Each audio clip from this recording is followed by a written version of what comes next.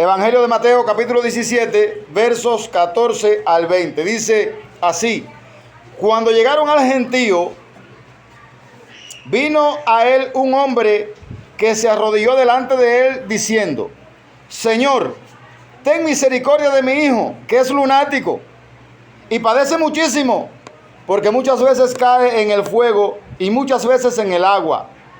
Y lo he traído a tus discípulos, pero no le han podido sanar. Respondiendo Jesús, dijo: oh generación incrédula y perversa, ¿hasta cuándo he de estar con vosotros? ¿Hasta cuándo os he de soportar? Traédmelo acá.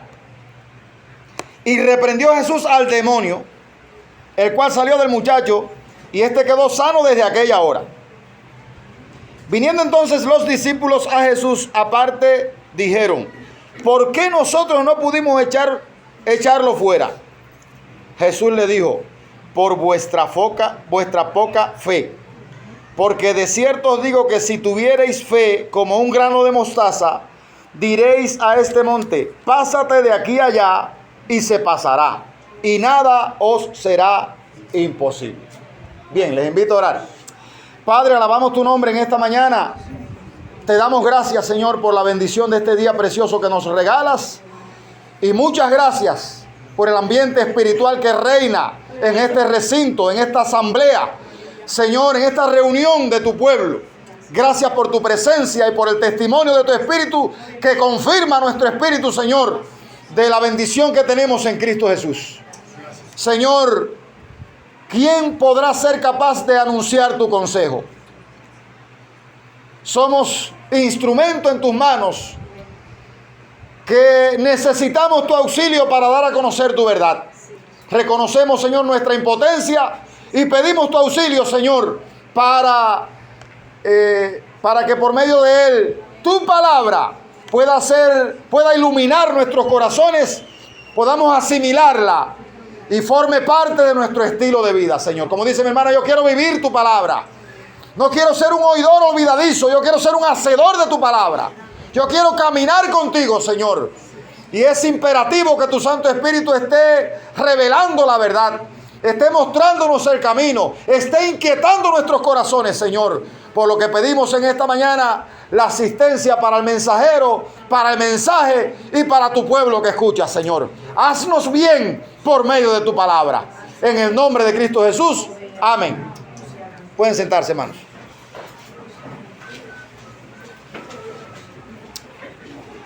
Bien, entonces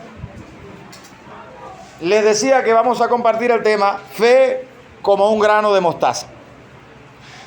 Y cuando hablamos de fe como un grano de mostaza, estoy casi convencido que enseguida viene a nuestra mente el tamaño de la semilla de mostaza. Porque generalmente hemos oído sermones que nos dicen que cuando Jesús habla de la fe como un grano de mostaza, está hablando de la poca fe, que de hecho está ahí: por vuestra poca fe. Por vuestra poca fe, dice Jesús, dice el versículo 20, pues Jesús le dijo: por vuestra poca fe. Porque de cierto digo que si tuvierais fe como un grano de mostaza. La pregunta es, ¿hay fe grande?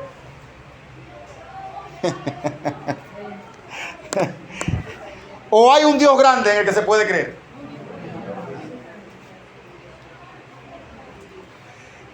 El milagro depende de tu fe o de Dios.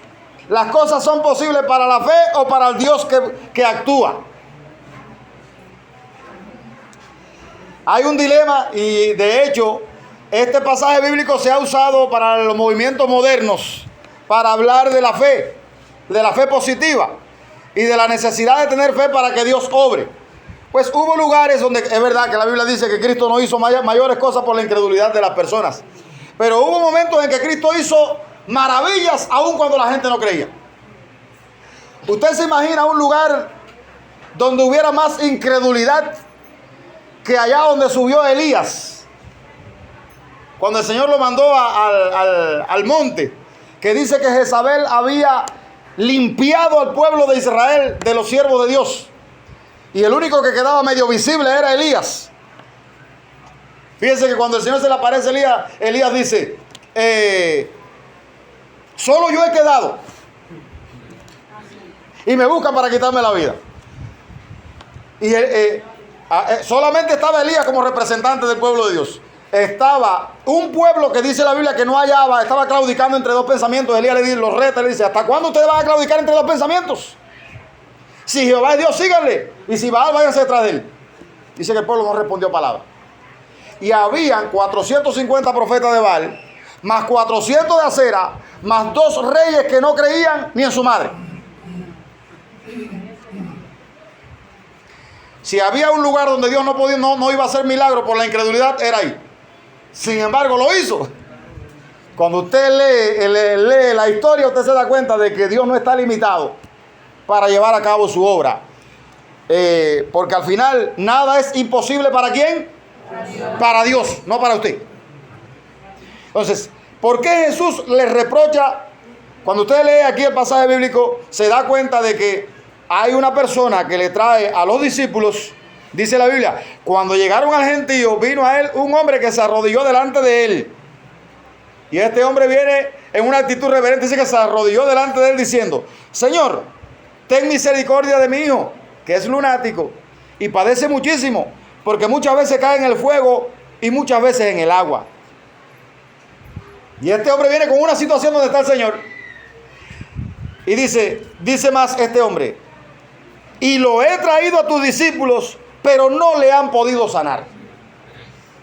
¿Qué pasaba con los discípulos y por qué no sanaron a esta persona? Bueno, cuando usted lee el contexto, Jesús, en el capítulo 17, versículo 1, Jesús se había apartado a orar con 3 discípulos.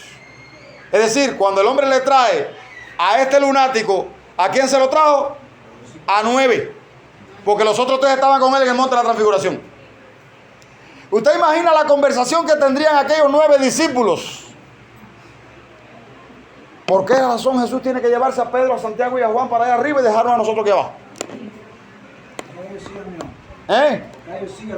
¿Por qué ellos sí y nosotros no? Más o menos, evalúen ustedes. Esa escena ocurre, dense cuenta que ellos se lo trajeron a Jesús. Jesús estaba en el monte de la transfiguración y estaban con... allá tuvieron una experiencia gloriosa. En el capítulo 10 de Mateo dice que Cristo había comisionado a los discípulos y ellos habían salido y habían echado fuera demonios y habían sanado personas y habían ocurrido maravillas. Cuando ellos regresaron dijeron, oye Señor, hasta los demonios se nos sujetan en tu nombre. Pero llega un momento en que los discípulos no pueden echar fuera el demonio de una persona que viene a pedirle ayuda. Todo da a entender que ellos, al no comprender el modo de actuar de Jesús, todo da a entender que ellos se habían disgustado y su fe había mermado. Todo da a entender que esa crisis que ellos habían pasado les había hecho a ellos, cuestionar lo que Cristo estaba haciendo. Y entonces, en medio de esa situación se presenta este hombre y está pidiéndole, o viene, le trae el muchacho a ellos. Dice, lo he traído a tus discípulos, pero no le han podido sanar. Respondiendo Jesús dijo, oh generación incrédula y perversa, ¿hasta cuándo he de estar con vosotros? ¿Hasta cuándo os he de soportar? Traédmelo acá. Jesús está diciéndole, me han visto. Bueno, la misma historia de Jesús caminando en el barco, caminando sobre el mar, está en Mateo capítulo 14. Jesús está echándole en cara a los discípulos el hecho de que ellos estuvieran cuestionando su integridad o no estuvieran creyendo plenamente en Él. A pesar de lo que habían vivido, que ya ellos habían habían sido partícipes de la misión que Cristo le había dado y habían visto a Cristo obrar en muchas ocasiones y sabían que la mano de Cristo no estaba ahí para hacer, Jesús le echa en cara el hecho de que ellos no permanecieran creyendo. Y dice la Biblia en el versículo 18, y reprendió Jesús al demonio, el cual salió del muchacho y éste quedó sano desde aquella hora. Y llama la atención que los discípulos le dicen a Jesús, aparte, ¿por qué nosotros no pudimos echarlo fuera? Y entonces Jesús le dice, el problema es que la fe de ustedes es una fe muy inestable. Ustedes no han sido constantes en creerme a mí, por vuestra poca fe. Porque de cierto os digo que si tuvieseis fe como un grano de mostaza, diréis a este monte, pásate de acá para allá, y se pasará. Y note, y nada os será imposible. Ahora, ¿usted cree que todas las cosas son posibles? Todas las cosas son posibles para Dios. Todo es posible si tú puedes creer, pero no si tú puedes creer en el milagro, no, sino si tú puedes creer a Dios que hace milagros, o al Dios que hace milagros. Porque hay mucha gente que está poniendo fe, está poniendo su fe en la fe. He oído en estos tiempos exposiciones sobre eso. Porque hay mucha gente que está declarando, decretando, anulando, cancelando, y por ahí para adelante un grupo de cosas. Esas personas están poniendo su fe no en lo que Dios dice. Porque el que cree en lo que Dios dice, dice, Padre, si es posible que se haga esto, pero no se haga lo que yo quiero. Amén. Que se haga como tú quieres. Porque al final yo soy un siervo tuyo. Quien es Dios eres tú y yo soy un siervo tuyo. Entonces, yo quiero detenerme en el término fe como un grano de mostaza. Quiero detenerme ahí. He oído varias reflexiones sobre el término fe como un grano de mostaza. Dice Spurgeon, poca fe traerá su alma al cielo, pero mucha fe traerá el cielo a su alma. Poca fe traerá tu alma al cielo. Es decir, solamente cree y eso va a hacer que tú vayas al cielo. Pero mucha fe va a hacer que el cielo venga a tu alma. Es decir, que puedas vivir de tal manera que a pesar de todas las dificultades que tenga que enfrentar, tu vida va a ser diferente. Así que poca fe traerá tu alma al cielo, pero mucha fe traerá el cielo a tu alma. Y lo que nosotros necesitamos, necesitamos las dos cosas. Porque a veces tenemos la esperanza de que vamos a ir al cielo, pero estamos aquí caminando con una cojera. ¿Qué nos falta, hermano? Creer más a Dios. Entonces, copié otra frase que dice, la menor cantidad de fe es mayor que la más grande dificultad. La menor cantidad de fe, si tuvieras fe como un grano de mostaza, dirías ¿a qué cosa dice el texto? A este monte. La menor cantidad de fe es mayor que la más grande dificultad. Amén. Porque no depende de la cantidad de fe que tú tienes, sino del Dios en el que tú has creído. Amén. Entonces, yo quiero avanzar un poco. ¿Qué significa el término fe como un grano de mostaza? ¿A qué se refiere Jesús? ¿A la cantidad de fe o a la calidad de la fe?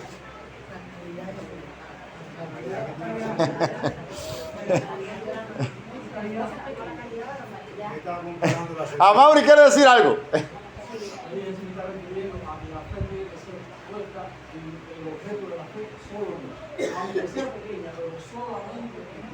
El objeto de la fe es a lo que nos estamos refiriendo. No es el hecho de fe en la fe. No, es fe en el Dios que va a orar. Entonces, Jesús se está refiriendo no a la cantidad de fe que usted pueda tener. Porque al final, el padre de la fe, en un momento determinado, dudó. Y no dudó una vez. Lo vimos ya. Entonces, no se está refiriendo a la cantidad de fe que usted pueda tener. De hecho, Jesús solamente habla de fe grande 2 veces en la Biblia. Y las 2 veces que encomió a las personas por la gran fe que tenían, ninguno era judío. La primera fue al centurión. En Mateo capítulo 8 creo que es. Que el centurión va y dice, oye, yo tengo un siervo que está enfermo. Necesito... Mateo 8, 5 al 13.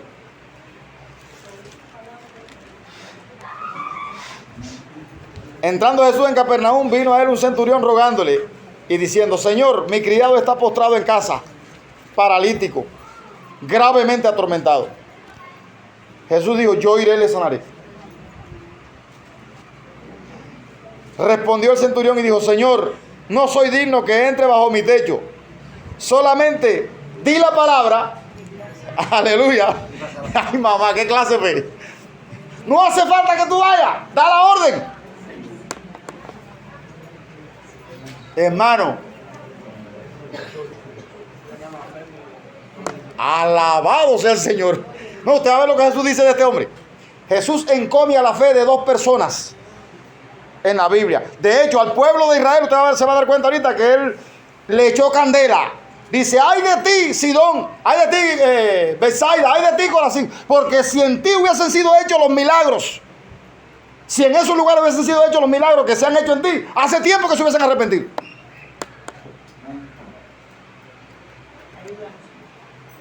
Entonces, bueno, ay hermano, a veces pensamos que una campaña de milagros va a hacer que la iglesia, que la gente se corra. Hermano, eso es mentira. Estudia la Biblia, analiza a ver qué pueblo vio más milagros que el pueblo de Israel. Tanto en los tiempos de Moisés como en los tiempos de Cristo. No se deje engañar. Y de hecho, lo que pidió el rico, la parábola del rico y Lázaro, ¿qué pidió el rico? Padre Abraham, manda a uno de ellos a mi casa. Dice, no, allá tienen a Moisés y a los profetas. No, pero si uno de estos se levantara, ¿qué está pidiendo él? Un milagro. Dice, no, si no le creen a aquellos que tienen allá, note la palabra, tampoco se persuadirán, aunque vaya uno de aquí. ¿Usted sabe lo que está diciendo? La incredulidad es un mal tan crónico, tan arraigado en el corazón de la persona, que ni viendo el milagro, nota cristianos cayéndole atrás a los milagros buscando gente, campaña de milagros para que la gente crea. No ha creído la Biblia.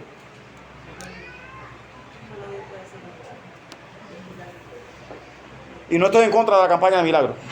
Si Dios quiere levantar a alguien sanando personas por los canales correspondientes, no llamando gente para tumbarla ni nada de eso. No. Yo estoy en contra de los espectáculos. Cristo no hizo ningún espectáculo. Diga, ¿cuál es el problema? La gente está esperando los milagros. Mateo 24 dice que se va a levantar alguien.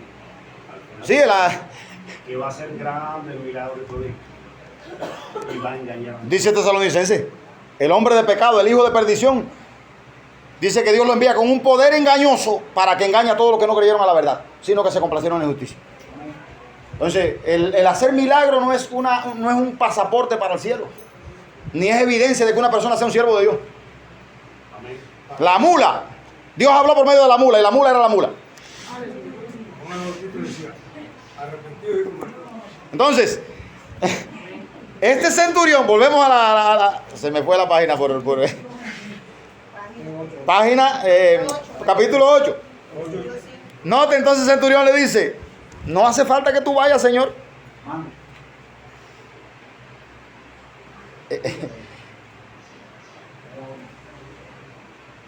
No, pero note la actitud de este hombre. Versículo 8. Respondió el centurión y dijo, Señor, no soy digno de que entre bajo mi techo. Una gente humilde, a pesar de todo. Y este hombre, centurión, era centurión viene de 100. Este hombre estaba al frente de una compañía de soldados. Y note que él dice más adelante, porque yo soy hombre bajo autoridad y tengo bajo mis órdenes soldados. al menos 100. Y digo a este, ve y va. Y al otro, ven y viene. Y a mi siervo, haz esto y lo hace. ¿Qué está diciendo este hombre? Yo no soy un cuadro pintado a la pared. Yo doy órdenes y se cumplen. Tú estás sobre autoridad. Di la palabra y no hace falta que tú vayas. Con solo tú decir la palabra va a ocurrir un milagro. Amén. ¿Y sabes lo que ocurrió? Dice, note lo que dice Jesús. Al oírlo Jesús se maravilló y dijo a los que le seguían: de cierto os digo que ni aún en Israel he hallado tanta fe. Amén. Pero note el tanta fe, ¿en qué radicaba? En creer que Cristo podía hacer el milagro. No era el hecho de no. Él creía que aún sin Cristo ir, el milagro podía ocurrir. No hacía falta nada de eso. Ni la presencia de Cristo siquiera. Di la palabra, con tu palabra es suficiente. Aleluya. Hay una canción que dice: el Dios que hizo los cielos y la tierra con el poder de su palabra. Hermano, si Dios cuando dijo sea la luz, fue la luz. Amén. Y cuando dijo haya separado, todo lo que Dios hizo, menos el hombre, todo lo hizo por medio de su palabra. ¿Qué será lo que Dios no puede hacer con dar una orden? Y este hombre está reconociendo la autoridad de Cristo. Está diciendo, está reconociendo. Y dése cuenta cómo él se acerca. Señor. No a todo el mundo se le decía Señor. De hecho, nada más se llamaba Señor al César. Al César. Menos un hombre como él. Entonces, él está reconociendo que Jesús es el hijo de David. Ahora, el otro texto bíblico que habla, aquí está desde Jesús reconociendo, diciendo: grande es tu fe. Y bueno, termino de leer el pasaje para los que tienen cierta curiosidad sobre cómo terminó. Y os digo que muchos vendrán del oriente y del occidente y se sentarán con Abraham, Isaac y Jacob en el reino de los cielos. Mas los hijos del reino, es decir, los israelitas, serán echados de las tinieblas de afuera. Allí será el lloro y el crujir de dientes. ¿Por qué? Porque no creían a Cristo. Entonces lo que hace falta es creer en Jesucristo, el objeto de la fe. Entonces, en el capítulo 15, del verso 21 al 28, aparece allí también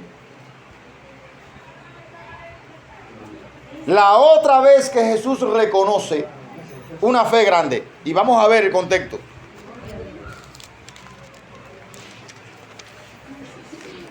Solo cree. 15, 21 al 28. Sí, saliendo Jesús se fue a la región de Tiro y Sidón. Nada de Israel. Una región pagana.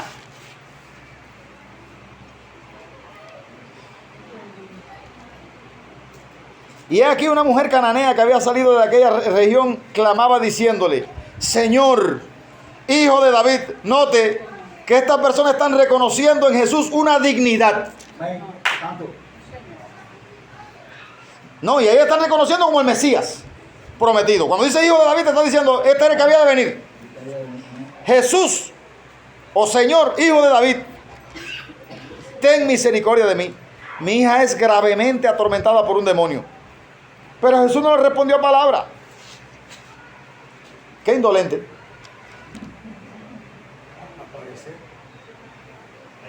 Vamos a seguir. Vamos a, exacto. A ver, es que Jesús, cuando Bartimeo, ¿qué pasó cuando Bartimeo? Lo mismo.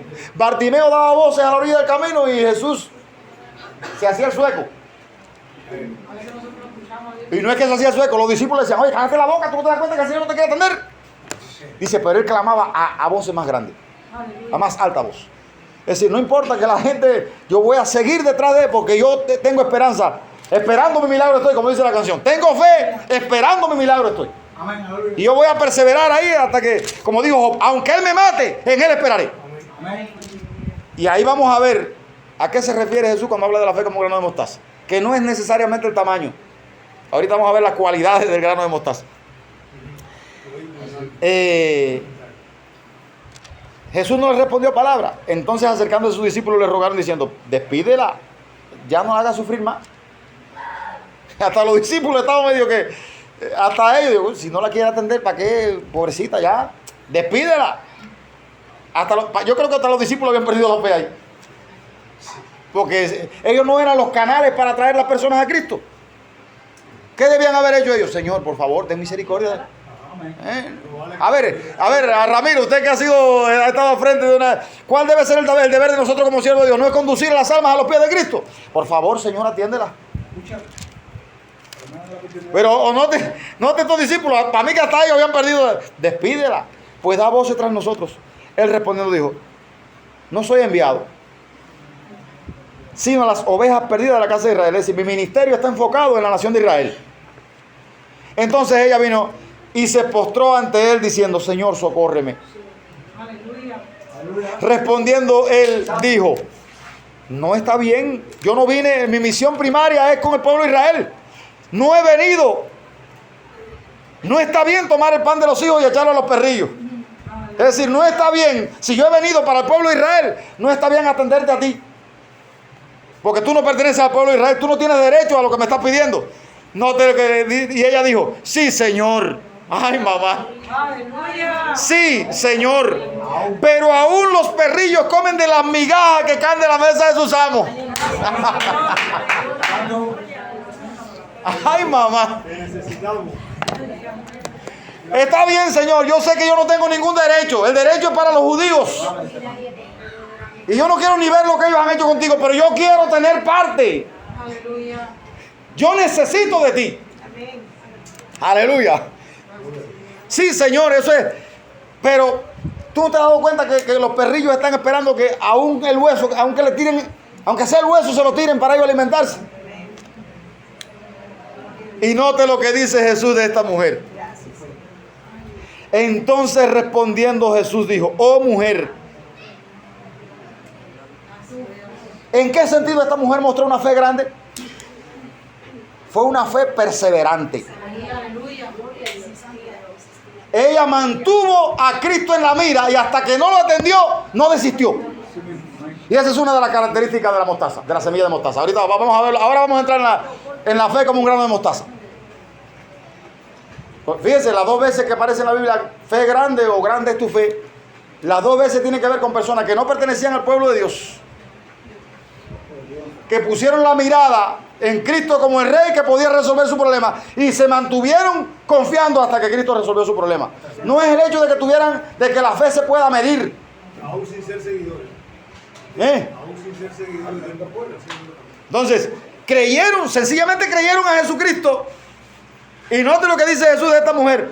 Oh mujer, grande es tu fe. Hágase contigo como quieres. Y su hija fue sanada desde aquella hora. Aleluya. Entonces, a veces, de hecho, fíjense que cuando yo comencé a estudiar el tema de la fe, yo estaba pensando en una fe grande, como si con una regla yo pudiera medirla, o una fe pequeña. Bueno, precisamente porque dice poca fe, hombres de poca fe. Pero ahora me doy cuenta, y estudiando el tema me doy cuenta, vamos a ver la fe, ¿a qué se refiere Jesús cuando dice la fe como un grano de mostaza? ¿Cuáles son las características de la semilla de mostaza? ¿Se refería Jesús al tamaño? No lo creo. A la consistencia. Bien, la primera característica de la semilla de mostaza es la resistencia. Dice que la mostaza es una semilla que frente al fuego, usted sabe que cuando usted le prende candela a algo, hasta el hierro se derrite, ¿no? La mostaza es una semilla que frente al fuego o al ser pisada no se rompe ni se quiebra.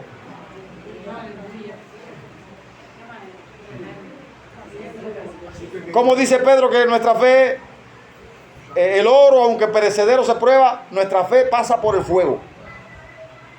Dice Pedro.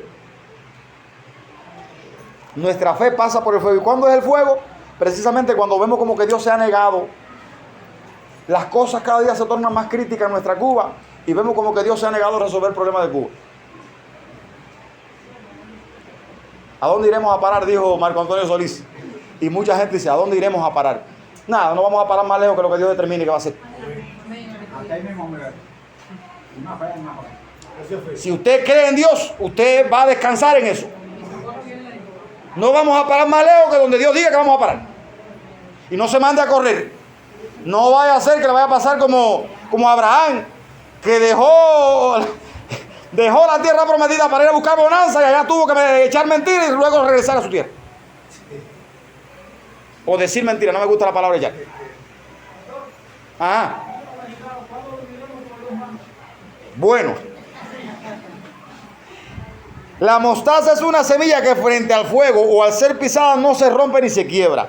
Esta es, note, esta es una de las semillas más fuertes que existe. Y esto nos dice a nosotros que nuestra fe, del mismo modo, debe ser resistente. Y le pongo el ejemplo, ahorita se leía de Moisés, en Hebreos 11:27. Cuando se lee de Moisés,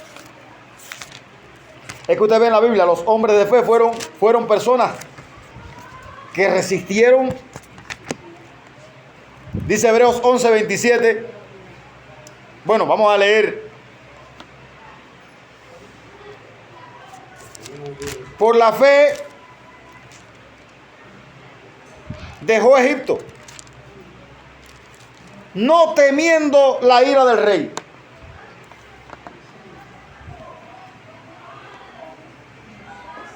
Cuando un rey ha aglutinado todos los poderes a su favor y tiene todos los recursos para hacerlo tierra a usted, lo menos que usted puede hacer es hacer algo que al rey no le guste.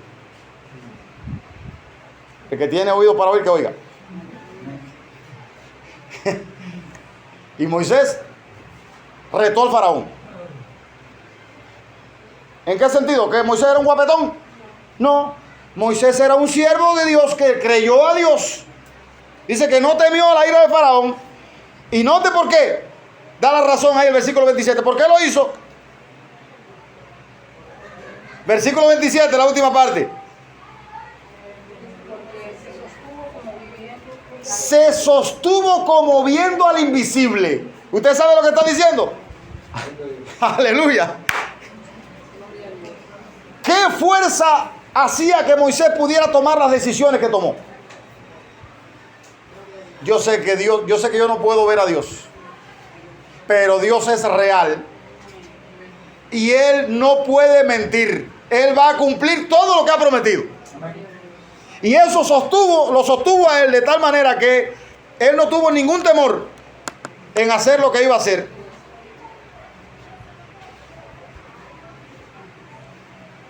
¿Usted cree que eso le costó a Moisés? Moisés podía vivir en el palacio del faraón como el hijo del faraón, con todo disfrutando de todo, dicen los versículos anteriores.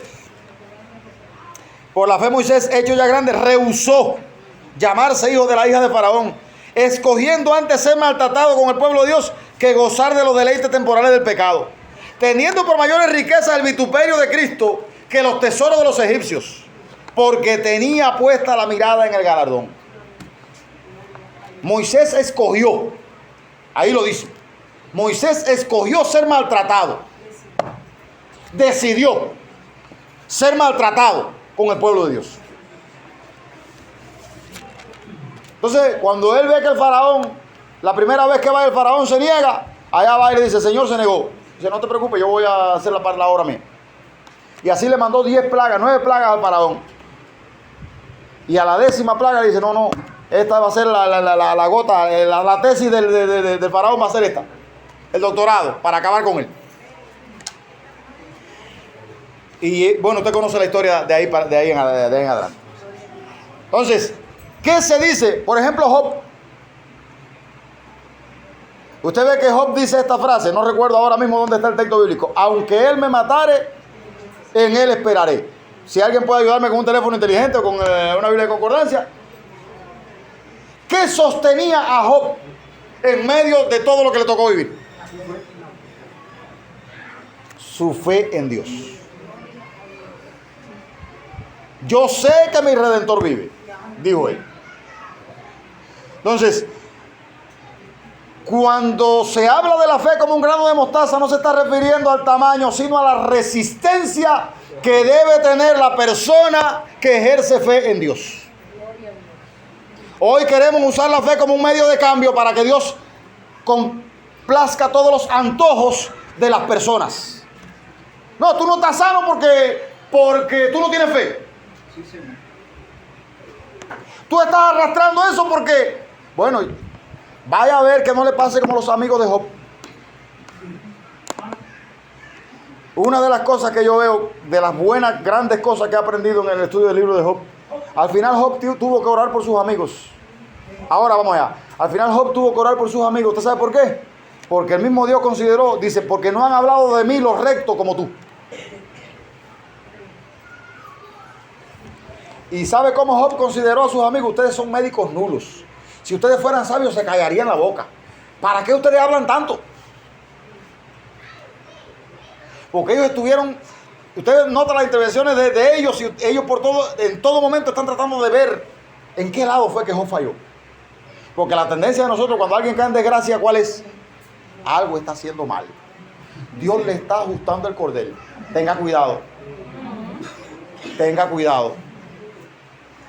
¿En qué pecó este ocupado? ¿Eh? ¿En qué pecó este ocupado? Es decir, Ajá. Mi hermano, el texto bíblico. Job 13:15. He aquí, aunque él me matare, en él esperaré. No obstante, defenderé delante de él. Ese Job, vaya, es un reto. Es un banquete en la vida de Job. Dice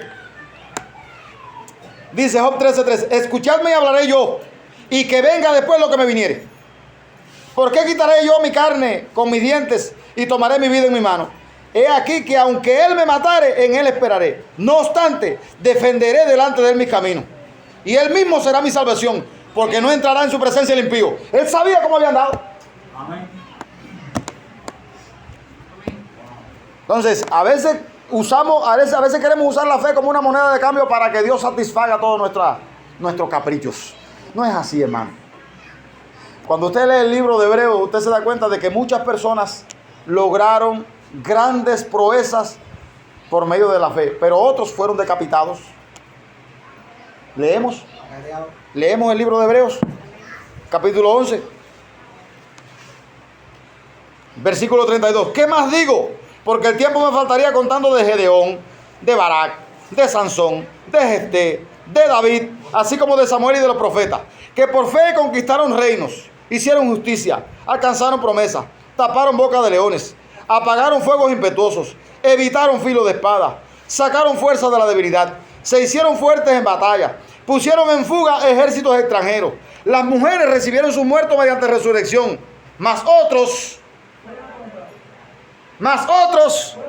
fueron atormentados, no aceptando el rescate, a fin de obtener mejor resurrección. Otros experimentaron vituperios y azotes, y además de eso, prisiones y cárceles. Fueron apedreados, aserrados, puestos a prueba, muertos a filo de espada, anduvieron de acá para allá. Mire, hermano, creer que porque usted tiene fe, usted va a ser librado de todas las cosas, es una ilusión.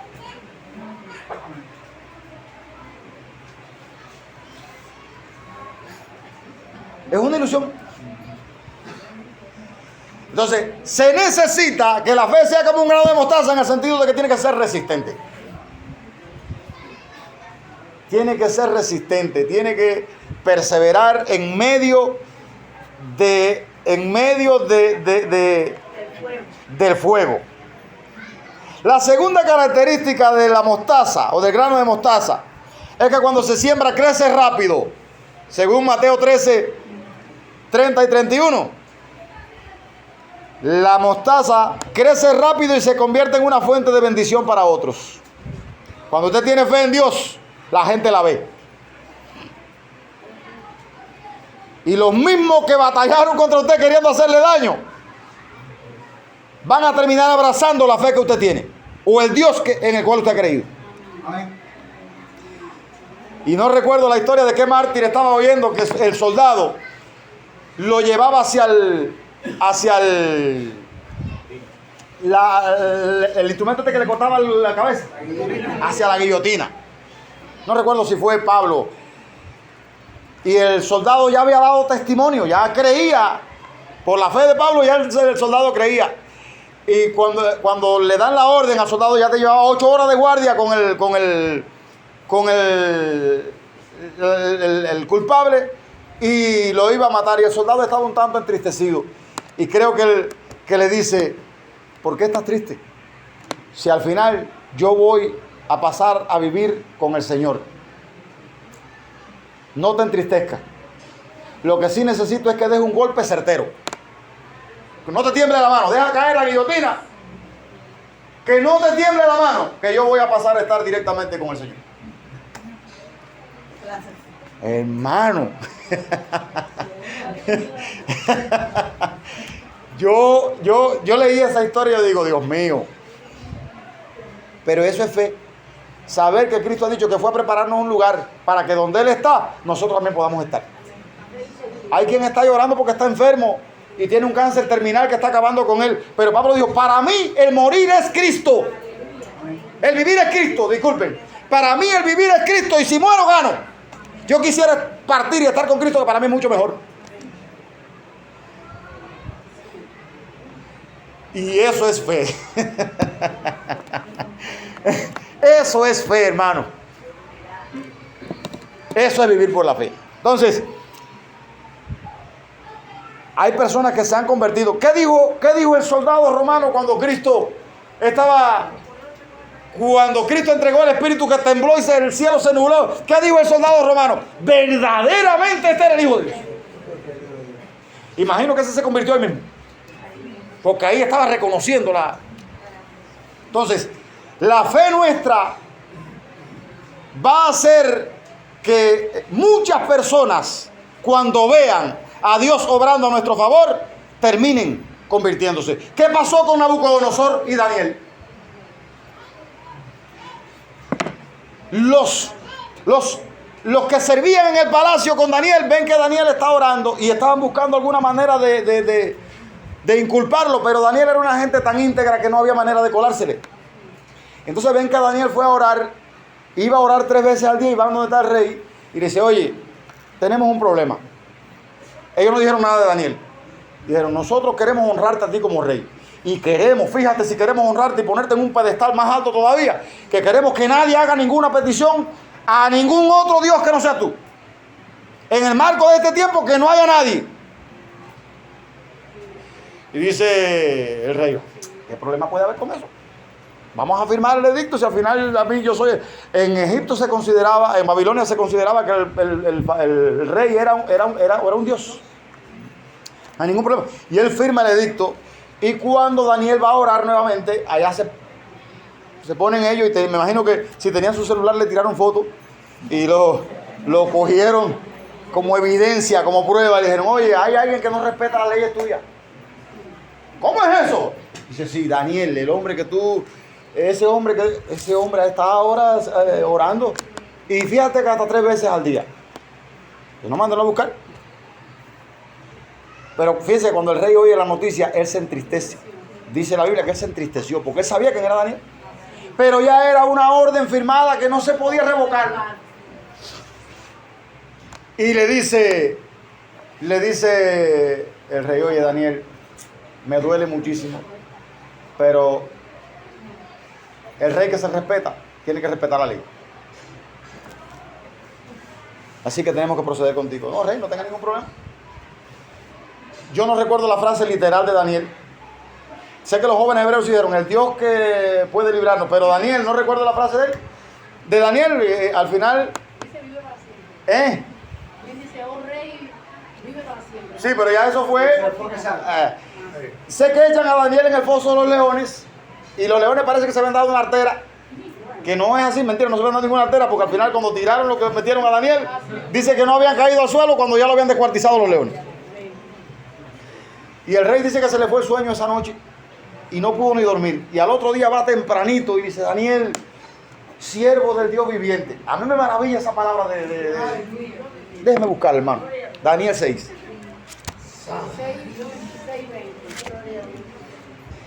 Mire cómo la fe de una persona puede hacerle bien.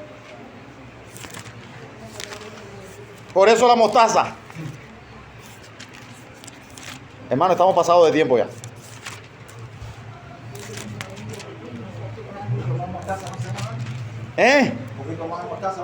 Ah, bien. Entonces vamos a seguir. 6:19. Y el rey se levantó muy de mañana y fue apresuradamente al foso de los leones. Y acercándose al foso llamó a voces a Daniel con voz triste. Le dolía. Y le dijo, Daniel, siervo del Dios viviente, el Dios tuyo, a quien tú continuamente sirves, te ha podido librar de los leones. Pero note las cualidades que este rey notó en Daniel.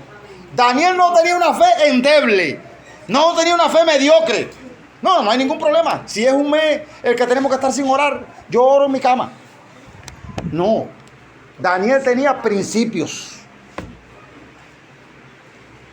Él tenía su devoción y en su devoción con Dios no había quien se metiera. Entonces, esto es un ejemplo de que nosotros no podemos claudicar en nuestra fe. Y entonces, note que este hombre dice, y a mí lo que me maravilla es la manera en que él se proyecta. Él reconoce.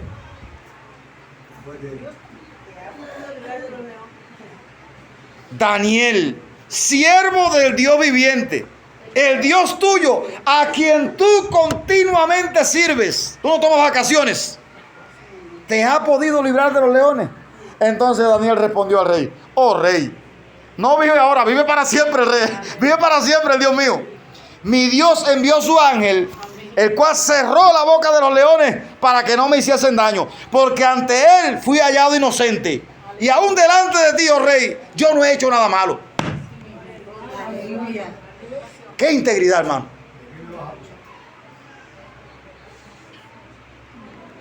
Entonces se alegró el rey en gran manera a causa de él y mandó a sacar a Daniel del foso de los leones.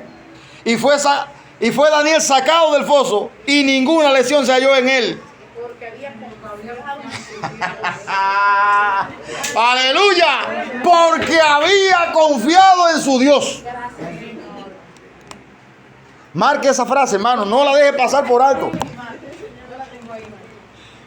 Esta Biblia, como es una Biblia nueva que cogí, una Biblia que me dieron, la mía en la otra sí está marcada.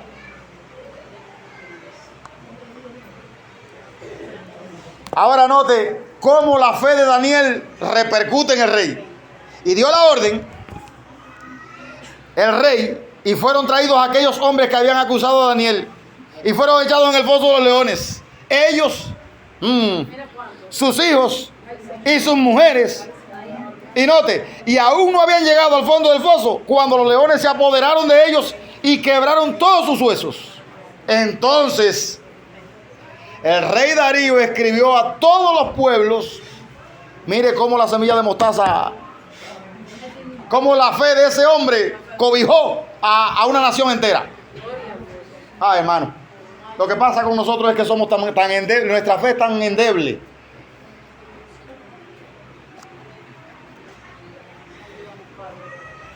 Dice a todos los pueblos, naciones, un imperio y lenguas que habitan en toda la tierra, paz os sea multiplicada. De parte mía es puesta esta ordenanza: que en todo el dominio de mi reino todos teman y tiemblen ante la presencia del Dios de Daniel. Se cambió el foco, ya no soy yo, el Dios de Daniel.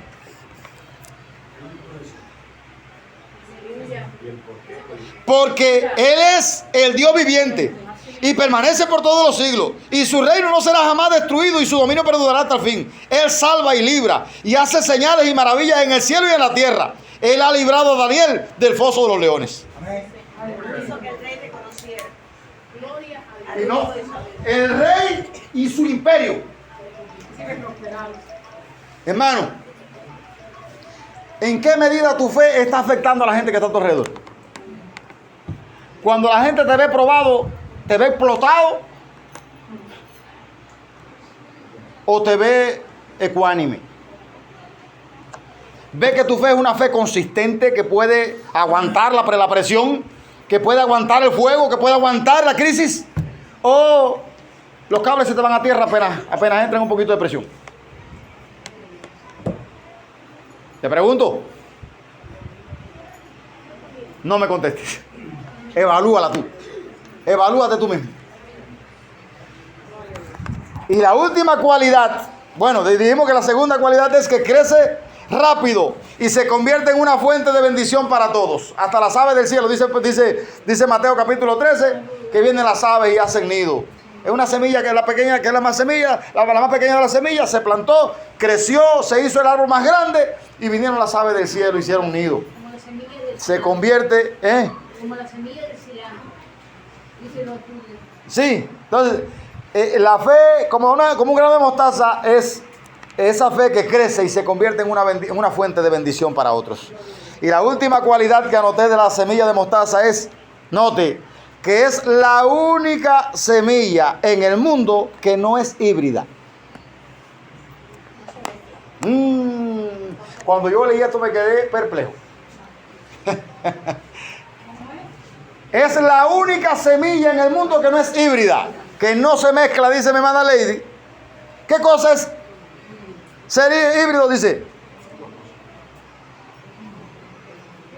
La definición dice, es el resultado de la mejora genética de la especie, cruzando dos líneas con características deseables, logrando un tipo de semilla que produce un rendimiento superior al de sus padres. Por ejemplo, ahora mismo hay un maíz que es un maíz clonado.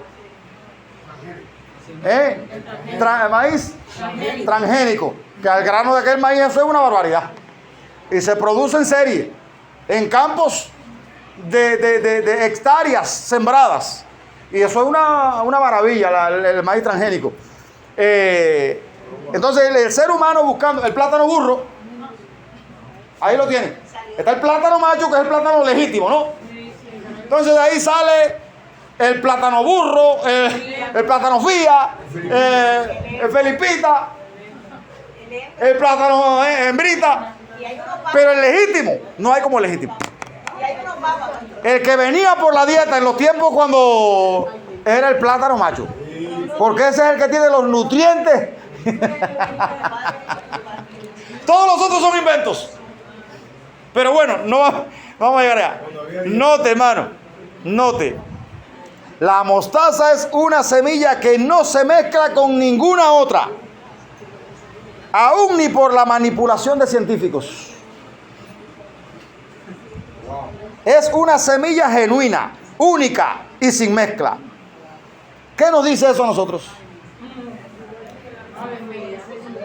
Que la fe de nosotros no puede tener leche. Le digo que la leche de nosotros no puede tener café. No puede ser café con leche. La fe del cristiano tiene que ser una fe pura, sin mezcla. Y allá vamos a llegar, porque en este mes se conmemora el Día de la Reforma. ¿Qué buscaron los reformadores? Que todo lo que se había colado dentro de la iglesia, que no se correspondía con la enseñanza bíblica, había que sacarlo de ella. Y esto me da el pie para el domingo que viene continuar con el tema de la fe pura. O la batalla de la fe, que más adelante vamos a hablar.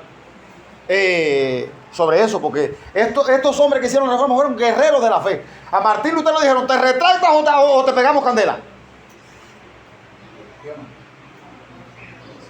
Y Martín Lutero dijo, contra mi conciencia no puedo hacer nada.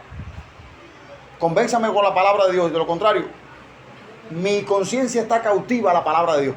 Ay, hermano. Gloria a Dios. Quiera Dios que yo pueda hacer así. Yo no sé usted. Así debe ser nuestra fe. No puede ir mezclada con filosofías, ideologías, ni intenciones egoístas y personales. La fe debe ser genuina y única. Por esta razón solo podemos encontrarla en la palabra de Dios. La fe genuina no hace más que reproducir lo que hace su Padre. Todo lo que el cielo se reproduce en la tierra, todo lo del cielo se reproduce en la tierra. Y solo eso ocurre por la fe. Entonces no es cuestión de tamaño, sino de en quién tienes la fe. Vamos a terminar aquí.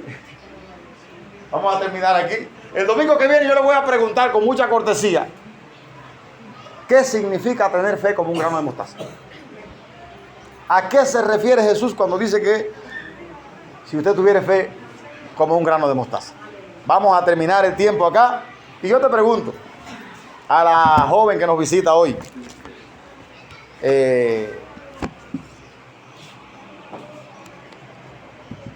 yo sé que todos los seres humanos buscan la manera de escaparse de este mundo, por así decirlo, ¿no? Vivir en este mundo, pero vivir sin cargas, sin luchas, sin problemas. Yo recuerdo cuando yo me convertí que yo decía, no, ya yo estoy pasando esta prueba, ya después no van a venir más ninguna. Porque yo veía la vida cristiana como una vida de una felicidad tal y de un, ¿cómo se llama? De un entorno tal que todo iba a ser color de rosa. Mentira, me doy cuenta que la peor lucha que se vive es la lucha del cristiano. Porque es la lucha contra usted mismo. Usted tiene, dice Cristo, si tú quieres venir en pos de mí, lo primero que tienes que hacer es negarte tú. Lo segundo que tienes que hacer es tomar tu cruz. Y cruz significa sufrimiento, padecimiento. Deja de complacerte tú para complacerme a mí. Y eso es un reto diario. Ahora cuando yo salga de aquí, yo voy a tener la tendencia a descansar y a olvidarme de que hoy es el día del Señor. Pero si me recuerdo que hoy Eufemia está. Eufemia no está. Y hay, Esperanza no está y está enferma. Y hay otros hermanos que no han venido. Pues debiera movilizarse mi corazón y decir, bueno, hoy es el día del Señor. Hoy no es el día mío. Pero es la tendencia de nosotros, no, que va, yo voy a descansar primero. Y después si tengo tiempo lo hago. Y en esa dinámica vamos posponiendo y no hacemos. Yo lo digo por mi experiencia, no estoy condenando a nadie. Entonces, el Señor nos llama a tener fe en Él, a poner nuestra mirada en Él. No importa que nosotros hoy seamos gentiles. Estas dos personas que el Señor reconoció que su fe era grande, no eran del pueblo de Israel. Amén. Pero reconocieron que Cristo era el Mesías prometido y entendieron que Cristo tenía la solución de sus problemas.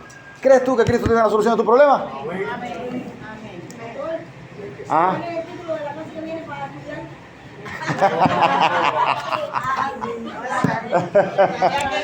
Estúdiese esta. Creciendo en la fe. Creciendo en la fe. Crecimiento en la fe. Entonces, hermanos, que Dios nos siga bendiciendo. No voy a dilatar más, que ya es tarde. Vamos a entregar el lugar a mi hermana Ania. Que Dios nos siga bendiciendo a todos.